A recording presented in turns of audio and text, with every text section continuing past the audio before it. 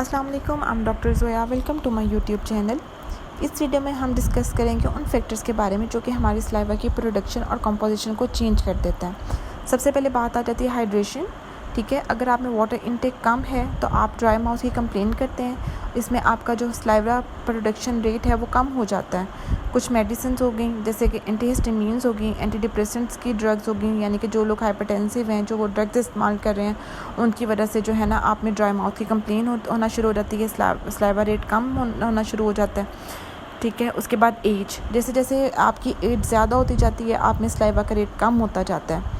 तो इसकी वजह से जो ओल्डर एज होती है इसमें पेशेंट को जो है वो ज़्यादा ससेप्टेबल है डेंटल केरीज और टूथ डिके की तरफ। ठीक है, तो आपने जब आपकी एज ज़्यादा होती जा रही है तो आपने इस चीज़ को काउंटर डाउन करना है कि आप में ये कंप्लेंट ना हो। अब अपना वाटर का इंटेक है वो आप बैलेंस रखें। अगर आप कुछ मेडिसिन, जैसे कि मैंने ऊपर भी डिस्कस किया कि अगर आप कोई एंटी डिप्रेसेंट पे हैं, कोई डायूरेटिक ड्रग के ऊपर है, या आपको कोई एंटीहिस्टामिन के जो है आप ड्रग इस्तेमाल कर रहे हैं, तो आपने इस चीज़ को काउंटर डाउन करते रहना कि आपको ये कंप्लेन ना हो, ताकि आपकी जो सलाइवा की पीएच है उसकी कंपोजिशन है वो चेंज ना हो और आप में टूथ डिके और डेंटल केरीज के जो प्रोसेस हैं वो स्लो डाउन हो जाए या आप उसको टाइमली काउंटर डाउन कर सकें।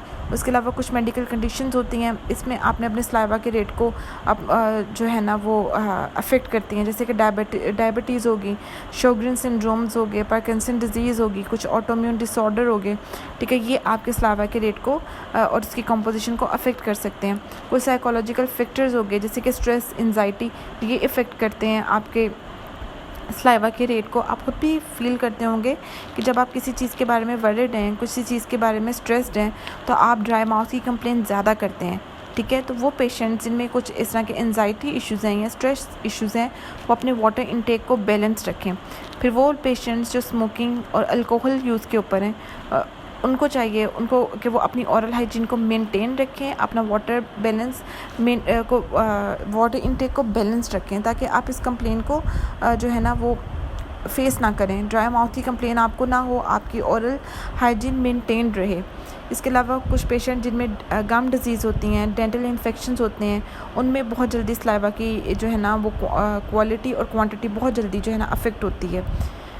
इसके अलावा वो पेशेंट्स जो कुछ रेडिएशन थेरेपी के ऊपर हैं, जैसे कैंसर पेशेंट्स, वो जब वो रेडियोथेरेपी के ऊपर होते हैं तो वो कंप्लेन करते हैं ड्राई माउथ पे। ठीक है, तो आपने इन सब चीज़ों में जो है ना अपने आप को हाइड्रेटेड रखना है।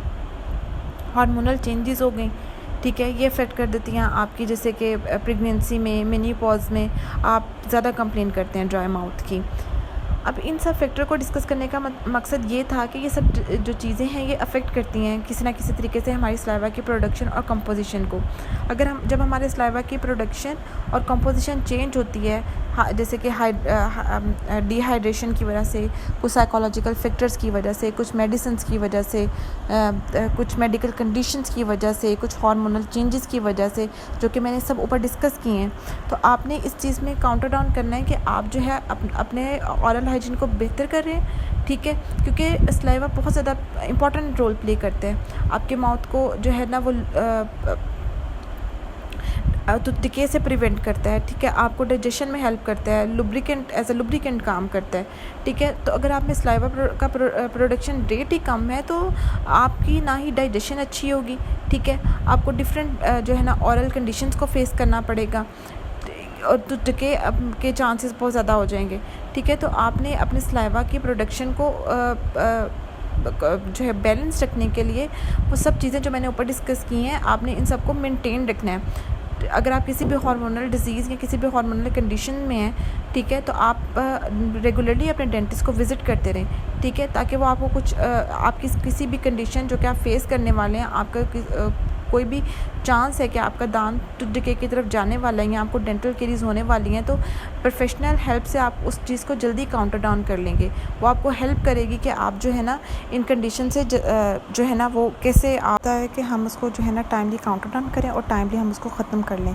इसलिए आपने जो है अपने डेंटिस्ट को रेगुलरली विज़िट करते रहना है, ताकि और जो है ना अपने जो है ना इन कंडीशन में अगर आप हैं तो आपने प्रोफेशनल हेल्प लेते रहना है और अपनी डाइट, अपने जो वाटर बैलेंस है उसको आपने बैलेंस रखना है।